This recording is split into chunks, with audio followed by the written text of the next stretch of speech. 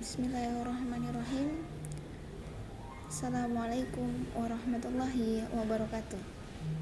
Alhamdulillahirabbil alamin. Wa bihi nasta'in ala umurid dunya waddin. Amma ba'd. Dalam sebuah hadis yang diriwayatkan oleh Imam Muslim, Bismillahirrahmanirrahim. Idza mata ibnu Adam inqata'a amaluhu illa min salasin. Shadaqatin jariyatin aw ilmin yuntafa'u bihi aw waladin sholihin yad'ulah.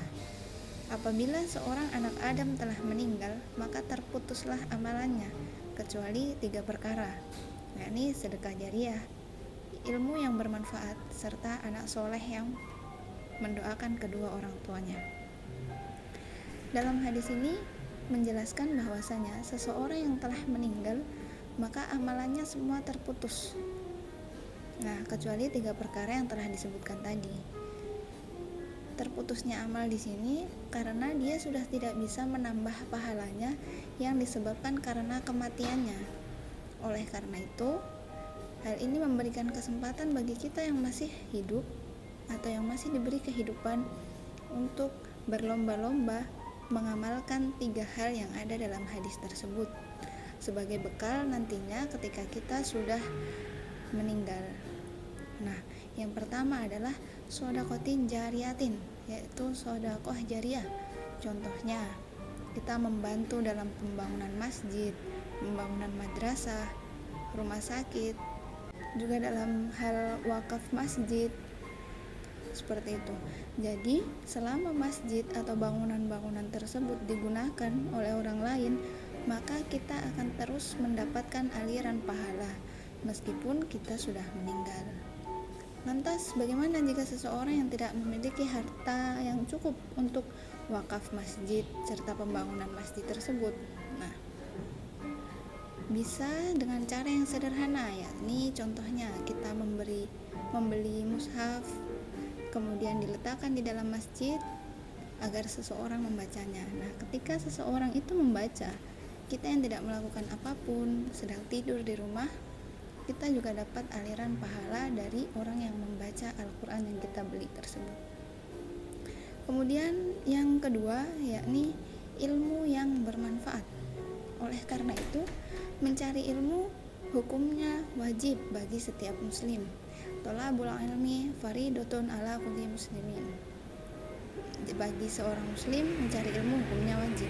Nah, eksistensi ilmu yang bermanfaat sendiri ada dalam proses pengamalannya. Ketika kita sudah mengamalkan ilmu yang diajarkan, maka pahalanya untuk kita sendiri. Nah, oleh karena itu, kita harus berbagi ilmu yang apa kita dapat. Karena ketika kita berbagi ilmu dengan orang lain, dan orang lain itu mengerjakan sesuai yang kita ajarkan, maka pahala akan terus mengalir untuk kita, bahkan ketika kita tidak mengamalkannya, atau bahkan ketika kita sudah tidak bisa mengamalkannya. Dan amalan yang terakhir adalah anak soleh yang mendoakan kedua orang tuanya. Dalam sebuah hadis di dalam kitab karya Imam Bukhari, ada seorang anak yang memintakan istighfar kepada ayahnya yang wafat. Ya Allah, ampunilah ayahku. Seketika akan diangkat derajat ayahnya di alam kubur dengan 1 derajat. Faqala Rabbi, orang itu berkata kepada Robnya, Ya Rob, ma hazihi, apa ini?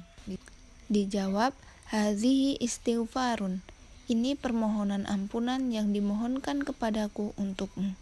Maka bekali anak-anak kita dengan urusan syariat, karena nanti di dalam kubur tidak ada yang kita nanti kecuali doa-doa dari yang masih hidup, terutama dari anak turun kita. Ketiga amalan tersebut hendaklah menjadi perhatian khusus untuk kita. Semoga kita semua mampu meraih ketiga hal yang di atas. Ihdinas shiratal mustaqim. Assalamualaikum warahmatullahi wabarakatuh.